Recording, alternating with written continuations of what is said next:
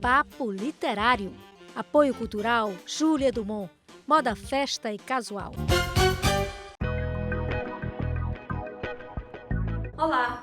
Em clima de férias está começando a sua revista voltada para a literatura, o Papo Literário. Veja o que trazemos hoje para você. Tem uma entrevista bem especial com a jornalista e escritora Cristina Serra, que lançou seu quarto livro, Nós Sobreviventes do Ódio, Crônicas de um País Devastado. Tem também um livro que resgata a vida e obra do poeta Barbosa de Freitas, A Poética da Liberdade, de Policarpo Barbosa. E ainda 2 lançamentos, Face Não É Fim, da jornalista Gabriela Quintela, e Estrelas, da escritora Estela Frota. Tudo isso e muito mais agora no Papo Literário.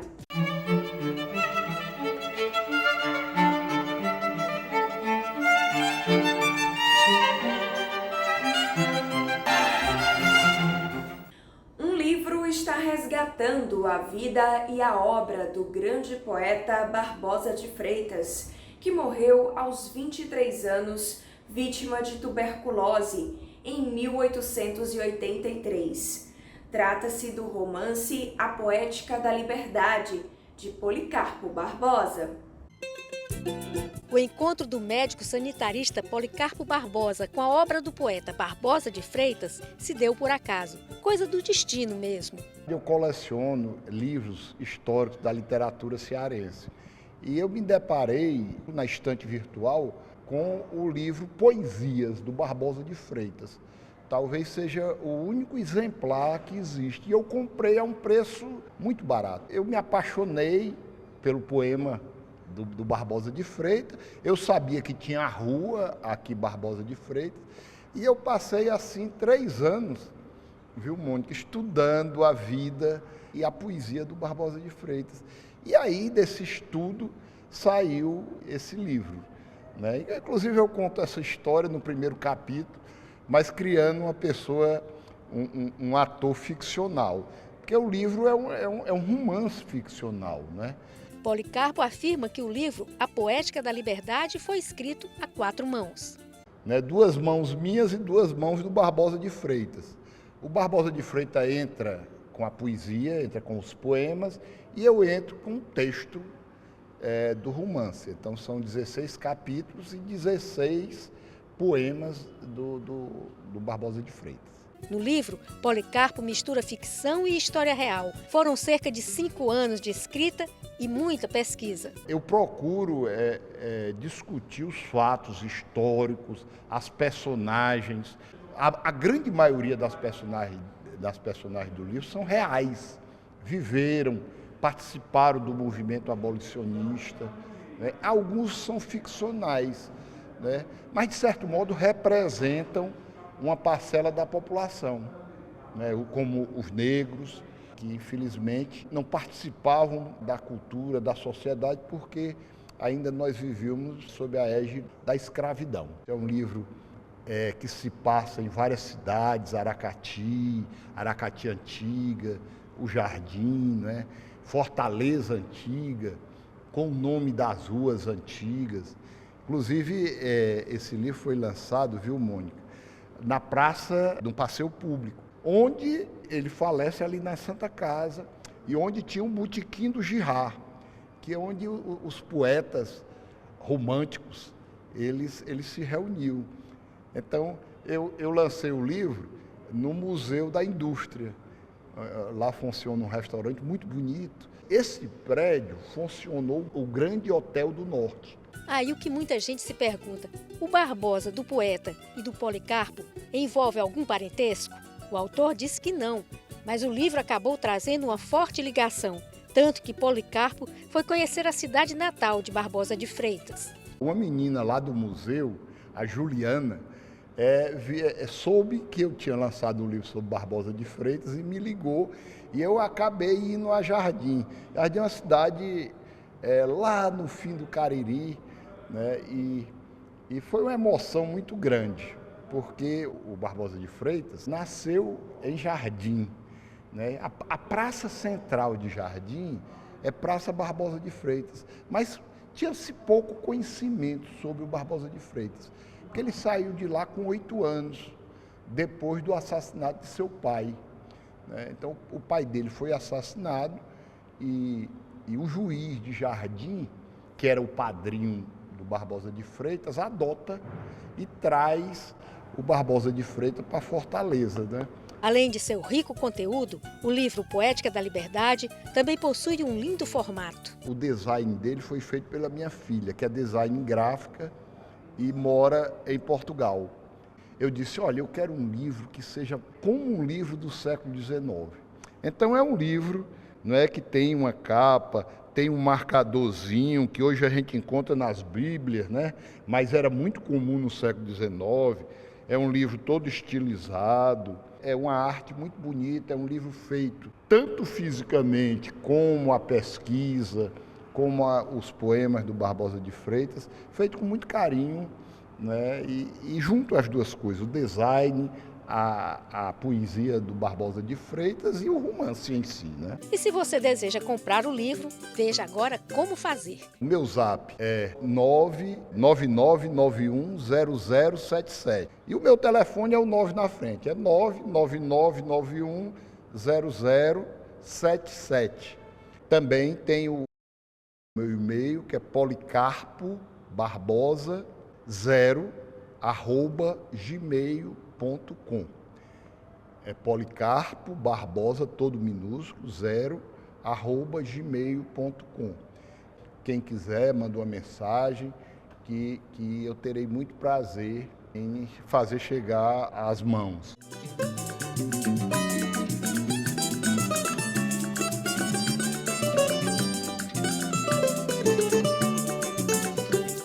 Agora vamos saber qual a dica de livro que o engenheiro químico Expedito Parente Júnior traz pra gente no Papo Literário.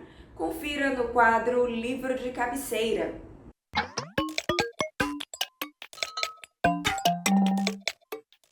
Eu vim aqui dar uma sugestão de livro para o programa Papo Literário. Adoro um livro chamado O Vendedor de Tempo, do Fernando de Bias. Eu sempre apresentei esse livro para meus amigos, os novos amigos. Um livro curto, um livro extremamente inteligente, onde ele fala da importância de nós bem utilizarmos o nosso tempo. Ele usa elementos da contabilidade, entre passivos e ativos, de forma muito inteligente. E é divertido, é didático e tem uma reflexão muito forte sobre como que a gente está utilizando o nosso tempo. A gente acaba se deparando que a gente procrastina. Esse livro foi transformador para mim e recomendo para o Papo Literário. Recentemente, o teatro brasileiro perdeu um de seus mais importantes representantes, o dramaturgo, diretor e ator José Celso Martinez Correia.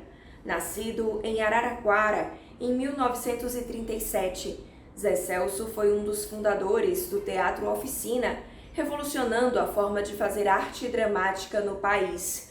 No Ceará, trouxe montagens como Os Sertões, encenada com uma grande estrutura em Quixeramobim.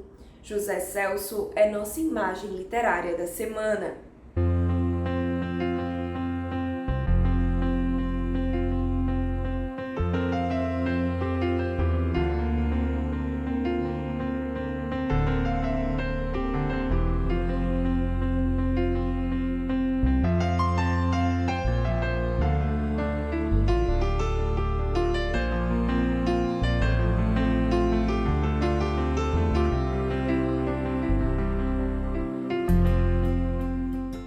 Após o intervalo, você assiste a uma entrevista especial com a jornalista e escritora Cristina Serra. A gente volta já! Papo Literário. Apoio Cultural Júlia Dumont. Moda, festa e casual. Papo Literário. Apoio Cultural Júlia Dumont. Moda, festa e casual. O Papo Literário está de volta com uma entrevista especial da jornalista e escritora Cristina Serra. Ela esteve em Fortaleza, onde lançou no BNB Clube o livro Nós, Sobreviventes do Ódio, Crônicas de um País Devastado. Cristina conversou com a jornalista Mônica Silveira sobre a obra.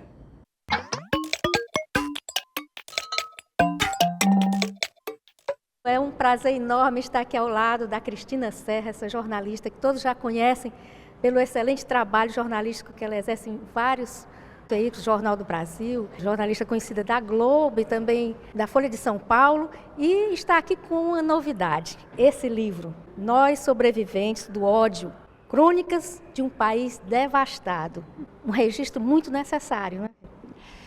Doloroso também, né? Mas a gente não pode perder a memória. Acho que o Brasil tem alguns problemas com a preservação da sua memória e eu acho que esses últimos anos que nós vivemos, né, que conjugam um período de ataques muito violentos contra a nossa democracia e a pandemia, tem uma série de questões aí que precisam ser tratadas pelo judiciário, né?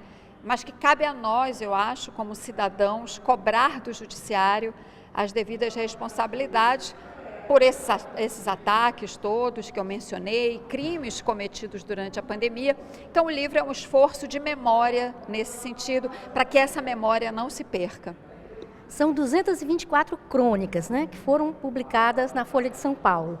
E você começa falando, será que vamos ter um feliz ano novo? Né? Como é que foi fazer essas crônicas? Como é que você pensou cada dia? Eu começo perguntando, né, se era realmente um feliz ano novo, porque a primeira crônica saiu no dia 1º de janeiro de 2020.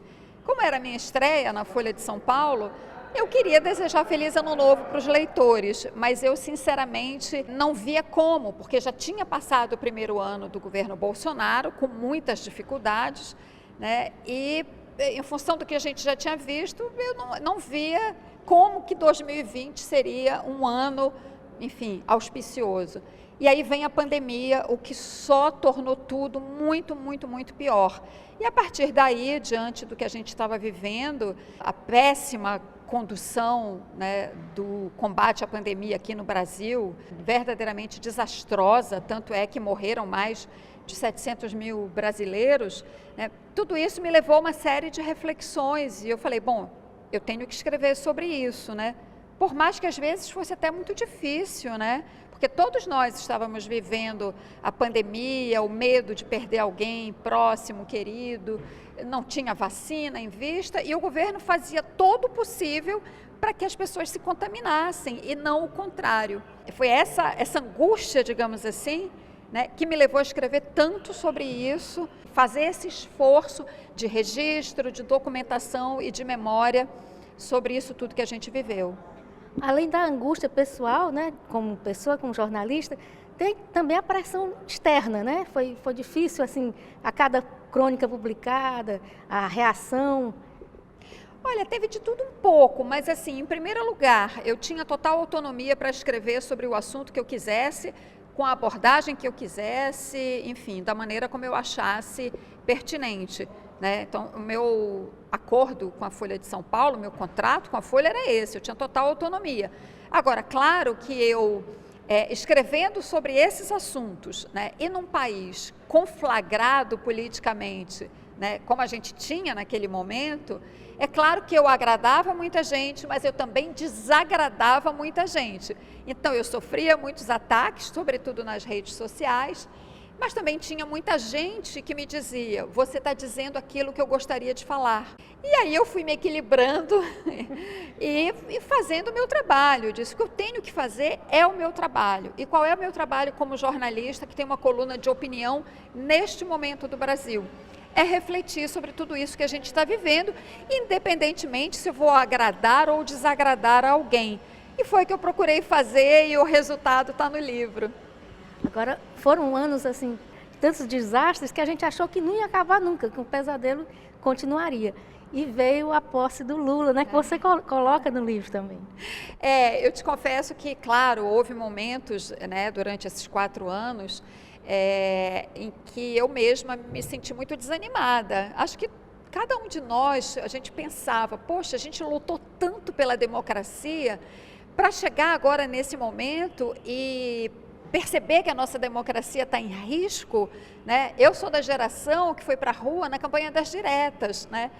Então isso me angustiava demais E te confesso que tive meus momentos de desânimo. Mas aí, quando vem a campanha do Lula, né, e claro, o STF julgou o Sérgio Moro suspeito, né, isso permitiu a anulação dos processos, né, que envolviam o Lula, e isso permitiu que ele fosse candidato. Isso foi, evidentemente, um ânimo muito grande, porque o Lula trouxe uma agenda para o país que é o que importa, que é o combate à desigualdade, o combate à fome, né, e o respeito às instituições e ao Estado democrático de direito. Então, nesse momento, já durante a campanha eleitoral, já no ano passado, eu escrevi muito sobre isso, né, sobre o que significava a volta do Lula ao cenário político, né, a esperança que isso trazia.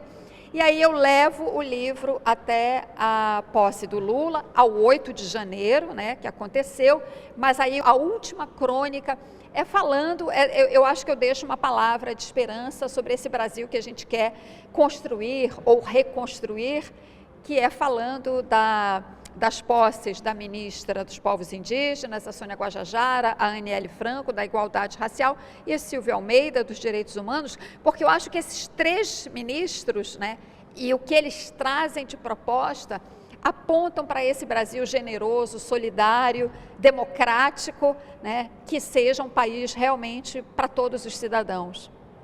Cristina, e agora, para quem quiser adquirir o livro, quem quiser comprar o livro pode comprar diretamente no site da editora, que é www.maquinadelivros.com.br. Quando compra lá, vai com a dedicatória da autora. Maravilha. Cristina, muito obrigada por sua participação aqui no nosso programa Papo Literário e parabéns por esse livro maravilhoso que vai ser um guia para as próximas gerações também. Assim espero. Obrigada pela entrevista, obrigada por todos que estão aqui nos acompanhando.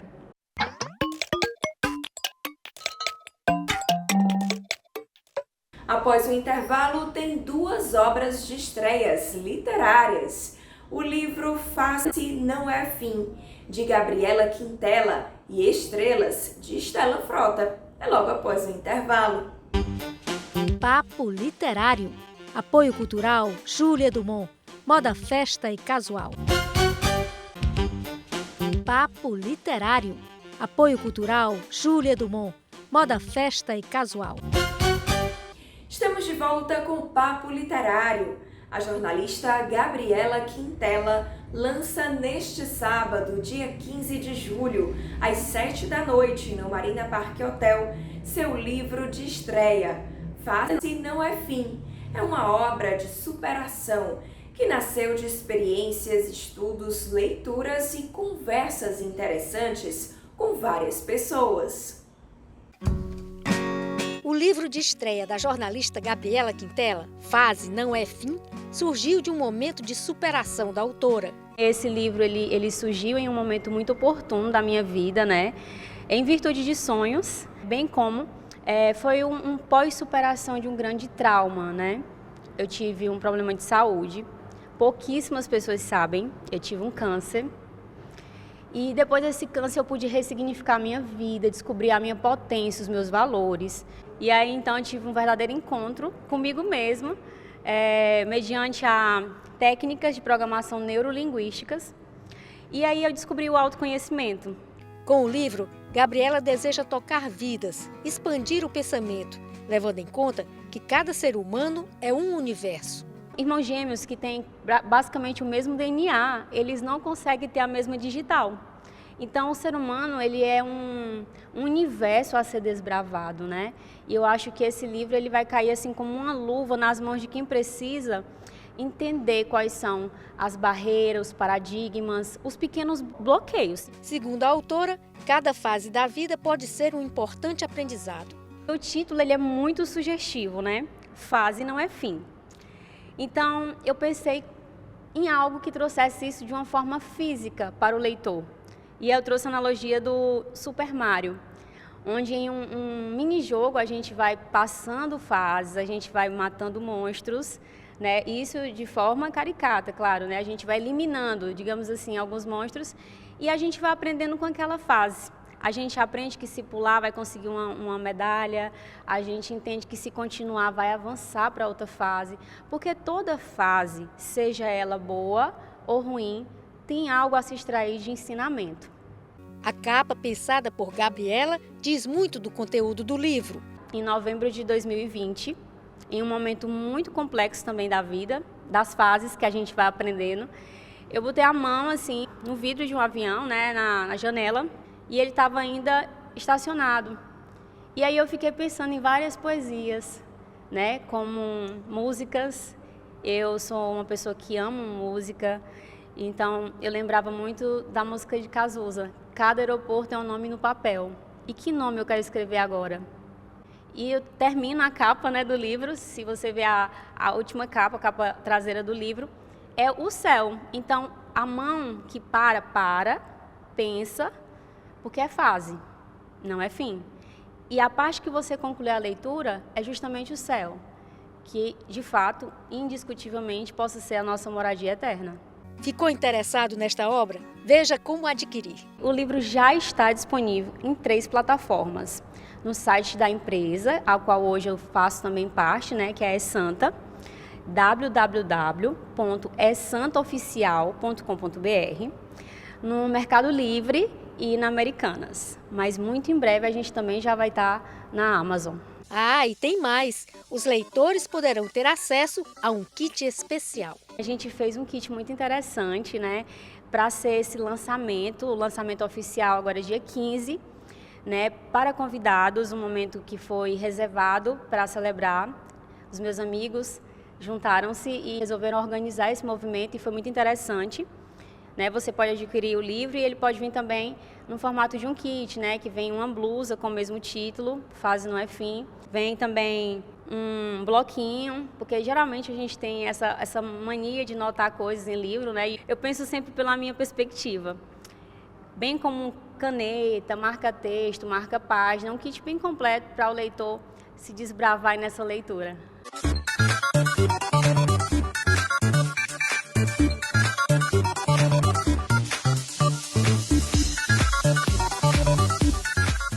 Você gostaria de conhecer mais sobre personalidades de diferentes áreas profissionais? O livro Estrelas, da escritora Estela Frota, traz uma série de entrevistas com pessoas que se destacam em suas profissões. O lançamento será no próximo dia 19, às 7 da noite, no Yacht Club. Uma edição luxuosa, de capa dura e contendo belas fotografias. Estamos falando do primeiro volume do livro Estrelas, de Estela Frota, que traz entrevistas com personalidades da sociedade cearense. Eu faço o Troféu Mulher Empreendedora, onde eu divulgo as mulheres que estão em destaque no Brasil, principalmente em Fortaleza. E tem muitas pessoas que são super importantes, que fazem o diferencial e precisa se apresentar ao mundo. E o livro fica na história.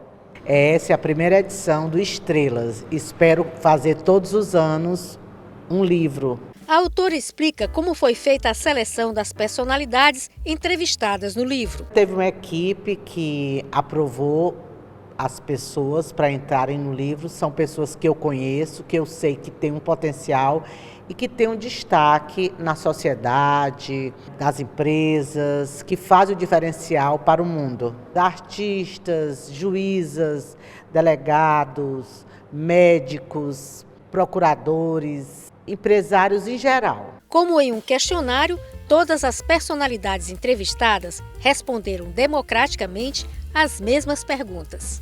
É importante que as mesmas perguntas têm ideias, respostas totalmente diferentes. As pessoas acreditaram e teve a pandemia e a gente teve que parar, porque não foi eu que parei, foi o mundo que parou.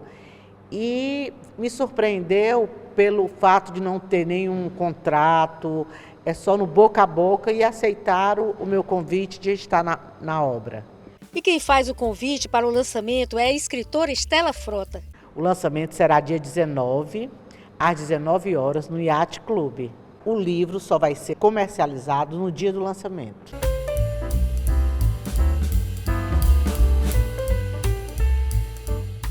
Nestas férias, leia um bom livro. Motivos não faltam. Pelo menos é o que mostram os versos do escritor e jornalista Vicente Alencar. E o nosso clipoema de hoje foi inspirado nestes versos. A narração é de Júlio Pereira.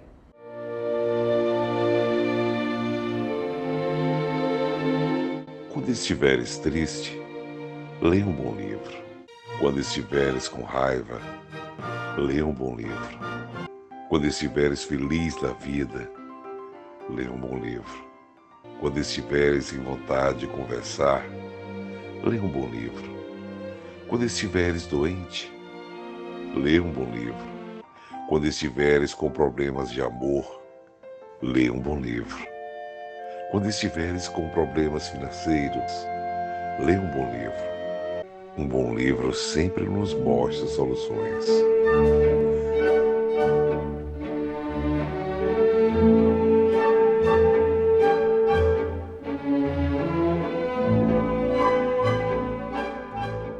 E o Papo Literário de hoje fica por aqui. A gente volta a se encontrar no próximo sábado com mais informações quentinhas do mundo das letras. Até lá!